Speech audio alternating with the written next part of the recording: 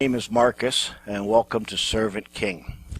Welcome to the Confusion programs. This first Confusion program is called Confusion of Mind. The reason I'm doing this first program about your mind is not so much for the Confusion programs, but for all of them, including the Unraveled programs. By the time you go through all the Unraveled programs, you will feel different. And I just want to make you aware of some things and things that I experienced as I learned these things. So, this first program is called Your Mind, and we'll get to your mind in a minute. I'd like to start with this. The reason this website is called Servant King is because it is the highest status any man can have. It is the most high you can be. When you were born, you were a servant king. But you were subjected to something that made you abandon it. You made a choice in which you voluntarily abandoned your birthright and automatically descended. You chose to become a descendant of something, but did not know you were making that choice. The good news is you do not need to reascend. You only need to stop believing what you have been subjected to. The ascension is automatic or by default.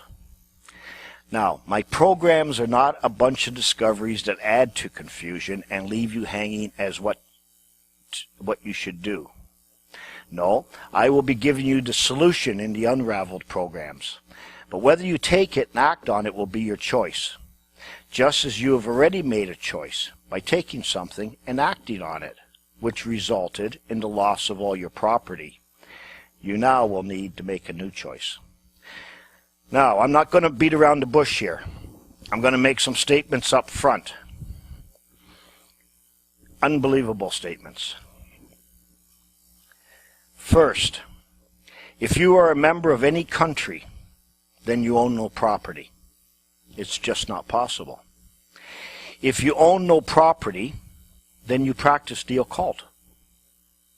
If you practice the occult, then you see things that are not there. That's called hallucinations. And if you practice the occult, you do not see things that are there. And that's called blindness. And if you are suffering from hallucinations, that is a severe mental disorder called delusions.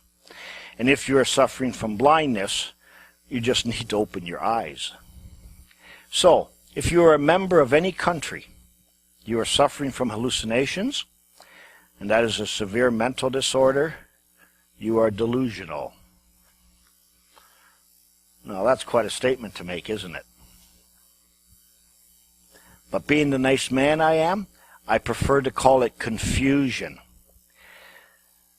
Now, I know you don't believe what I just told you. I wouldn't have believed this years ago either. But what you believe doesn't change a thing unless you change what you believe. And who cares what you believe? Well, let me answer that for you.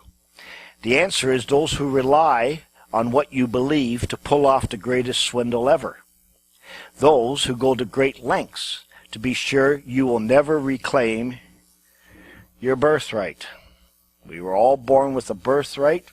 We still have that birthright. Just got to figure out how to get it back. Birthright is something people never think about. I don't know about you, but I thought it would be nice to own something. Anything. Maybe a dog. Right now, I don't even own my dog. Neither do you. And the other thing I would like to tell you before we get to your mind is what many call the greatest news ever. You've probably heard it before, but nobody believes it. Here's the news. The truth will make you free. Everyone's heard that. But who said it, and what does it mean? In layman's terms, it would be called a get-out-of-captivity-free card. Now listen very carefully. You only get one card. There is no second card. It's a one-time offer, and the offer has already been issued. But do you know how to claim it? Now, if you find yourself in captivity today, what you need to know is that you are in a prison within a prison. Those who think they are free are also in captivity. But if you use this card, if you use it, you do have to depart and promise never to return. Just so we are clear about this, if you use the card, you can never return to who you are and where you are. If you do, you will have ensnared yourself again because of your conviction. How do I know all this? I have it on very, very good authority. I would also like to show you the shadow of a couple of things, but not the things itself. In order to see the thing, I will need to shed more light on it as we go. When the light goes on in your head, then you'll be able to see it. Could you imagine one day getting a letter from a lawyer in the mail, and the letter said that you are the beneficiary to a will? You are the heir to an inheritance. The letter goes on to say that you were disinherited and barred from your inheritance when you chose to be estranged from your dad and when you were adopted by a new family. However, I am pleased to inform you that your dad still loves you, and according to the codicil of the will, your dad will forgive you, but you must return home. In addition, the will stipulates that you are to be given exclusive control over your inheritance, provided you adhere to the complete and perfect terms of the will. This is an open standing offer, which you can claim at any time, but you can only claim it in person. P.S. I should also inform you that your dad is really wealthy. What would you do? Would you continue trying to make it on your own? Would you still try to make a name for yourself? Or would you act in the name of your real father and return and adhere to the terms of the will? So, to be sure that you claim your inheritance in person, you look up the word person in Webster's dictionary, and it says, a person is primarily a mask used by an actor on stage. Okay. So you go out and you buy a mask. A mask. And you put it on and you return home for your inheritance. When you get home, you say, "Hi, Dad, I'm here for my inheritance." Your dad looks at you and says, "I don't recognize you. Depart from me, you who practices iniquity." Iniquity means pretending to be who you are not. Wow, wouldn't that be a shock? The letter you got from the lawyer explained the terms of the will, and you thought you did everything correct and right. You even looked up the word person to be sure you did not make a mistake. Wouldn't that just blow your mind? You see, the word person is one of the keys to understanding the confusion, to seeing the illusion, and learning how you have been swindled out of your inheritance. And I will be confusing you more before we completely unravel it. I should tell you that a person is not a noun. It's an adverb. The other thing I would like to tell you, like the inheritance story, is this. One day, somebody shows you something and it looks beautiful. You really want it. You desire it. Now he is willing to give it to you, but you have to ask for it. You have to apply for it. You have to request it. So you ask for it, and he gives it to you. Then he tells you that you should keep it in a safe place. Very valuable. Like a safety deposit box or a treasure box. One day you decide to show your friend your treasure. And he looks at it and says, "Well, it sure looks nice, but it's a counterfeit. A forgery, a copy, a duplicate. You've been duped." And you say, "No, I can't believe that. Look at it. It's beautiful." And he says, "Yes, I know it looks beautiful, but I've seen the real one, the genuine one, and I can tell you that this one is counterfeit." Wouldn't that just rot your socks off? You see, there is no way humanly possible to recognize a counterfeit or forgery of anything unless you have seen the real, genuine thing. You have to see both of them in order to compare. And this is why I must show you in the presentations both the counterfeit and the genuine, or you can never know or see the swindle. Now, your mind. There is a battle going on for your mind. This is nothing new. This battle has been going on as old as mankind himself. In reality, the battle is over, because I can find no one who has not lost their mind. By the time you watch all these videos, both the confusion videos and the unraveled videos, you will say to yourself, I must have lost my mind. But to be fair and in reality, you have only lost control of your mind. So I need to briefly speak about your mind so you are aware of how you make choices. I also need to mention some of the things I experienced in my own mind as I discovered these things. What you will feel and experience as you go through these programs. I have given much thought to whether I should do these programs. I also gave much thought as to how to explain the things I've learned and discovered. As I discovered things, I repeatedly said to myself, this is unbelievable. Who else knows this? Nobody seems to know this. But of course, somebody must.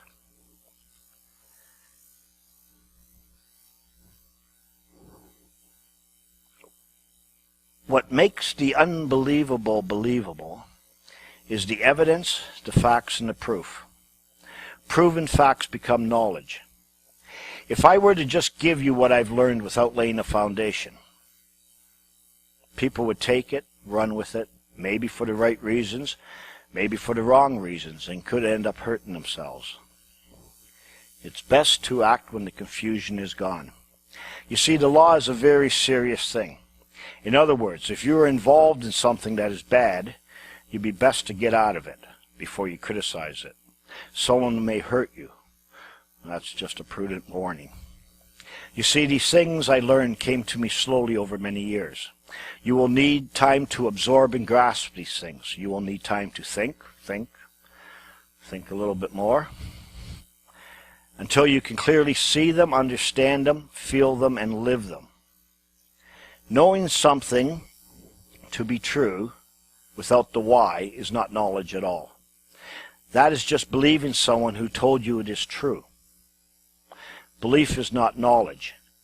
Belief is only what you accept as true. The few people who I've spoken to about these things in just a brief way have said, well, just explain it to me. I'm not stupid.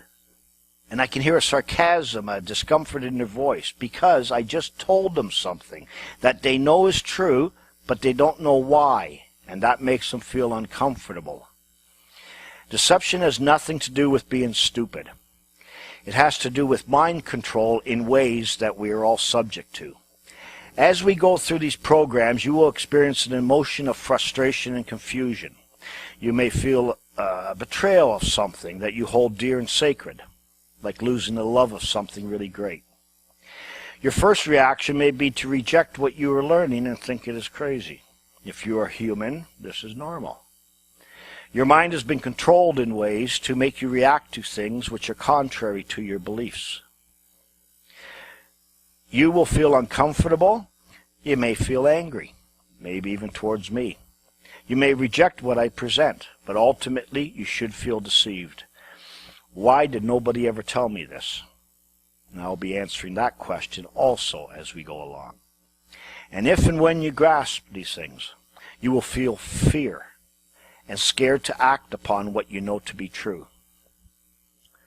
All I can say about fear is that the cause of any fear you have or you feel has already happened to you. Think about it. Fear of doing something in the future is always based on a past experience, and the deceivers know this too. They rely on it. It took me a few months each time I felt these things to finally overcome them. I almost stopped my quest, but I reviewed the few things I knew to be absolutely true, and each time it made me continue. When you feel these emotions, just continue at your own pace, because things that are true will not go away just because you do not believe them. Renewing your mind will be the hardest thing you will ever do. And the lying deceivers know it. Again, they rely on it at your expense. Let me say it again. You will feel fooled, deceived, some will get angry, Some will think it's funny. But everyone will feel frustrated and scared to do anything about it. But when you can clearly see the effects of this, however, and why it is done, you will see the extreme evil in it. Can you change your mind? People always think they're big enough to change their mind. I don't know. The first thing I need to address is this. If the information I present to you will change your mind, you have to be willing to change your mind. Stubborn, stiff-necked people cannot be turned. But when you start to see the facts, as they say, facts are stubborn things. It is very difficult, nearly impossible, to solve a problem using your mind if the problem is in your mind. The problem is your mind. How are you going to use your mind to solve the problem in your mind? It's like a disease trying to cure a disease. Sort of like a mental guy who thinks he is normal, or a man with multiple personality disorder trying to get rid of them. These programs have concepts that are hard to grasp, things that you're not supposed to know, but simple when you see them. There are only two ways to see things. One is with your eyes, and the other one is with your mind, called imagery or imagination. It is the second one that is controlled by law, but you're not aware of that. But it will require you to think, because right now they are foreign to your way of thinking. We do and say many things every day without even thinking what it is all about, because it is normal. But when you look below the surface as I have, you will find things you wish you never knew or saw. We never think. We have no time for that. And this is done on purpose too. People believe many things. What you believe will determine how you act. You can change what you believe, but you cannot change what you know, because what you know is a fact. What you know will determine how you will act for sure. If you can change belief to knowledge, now you know something for sure. Mind control is what you let your mind be exposed to. Every waking moment, experience, association, is taken in through your senses, and it is mind-altering. When you expose yourself to things, either good or bad, no matter how strong you think your mind is, they are mind-altering to some degree. So, mind control begins with you. What will I expose myself to? When we were born, our mind started developing. What we think will change.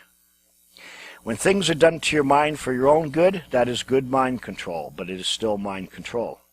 But who decides what is good for your mind? You decide what TV shows your kids can watch. This is mind control. We have a government-approved education system. This is mind control. We have news programs like the most trusted name in news. That's mind control. When your mind is developed through and by someone who loves you and you trust, that is probably good. When someone who you do not know or trust tries to control your mind, you will probably not let your mind be controlled. You will not believe them. You will reject it. So winning someone's hearts and minds is very important. Religion and patriotism uses the same process called make-believe. What can I make you believe? Believe me, it's true. I have to tell you, though, that some things are just make-believe. They're not true at all. Like pretending and acting. This is why all con men who want to sell you something are always friendly. Nice, compassionate, tell you something you want to hear, stroke your ego, your self-esteem. They care for your well-being. They are concerned about your public safety. You may believe what I tell you because you like me. If you don't like me, even if I told you the truth, you wouldn't believe it. But these con men, they only met you a moment ago. Can they really feel these things for you? They don't even know you. They really want something else. A salesman wants your money. A politician wants your power.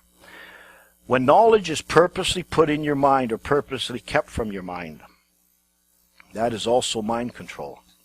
New concepts are usually easy to understand, unless your mind already holds concepts contrary to them. A well-educated mind will have great problems with these concepts I will be presenting. They already know too much. My blessing in disguise was my brain was pretty well empty. Not that I was stupid, I just did not know very much. When I say something, you may see something totally different than what I intended, based on your experience, associations, and so forth. Or just reject the concept outright. No room in my brain for a new or contrary concept. I do not want to change the way I do things. It's too hard. It's the only thing I know. It is the only way I know. Most of how to learn will happen in the first 7 years of your life. After that, it will be hard. Have a look at your child's report card. Do it. Year after year, your teachers are writing in there, this child is grasping this concept, this concept, this concept. They keep using the words concepts. We've all been taught concepts. Can you be cultured without being a member of a cult? Any society or culture is a cult. They hold beliefs in common for peace and harmony, and that may be good, but it proves that you don't think. Free thinkers cannot all hold the same beliefs or knowledge. Those exposed to the same stimuli or mind control will think alike. We think of mind control in a cult as something bad. Well, it can be bad or good.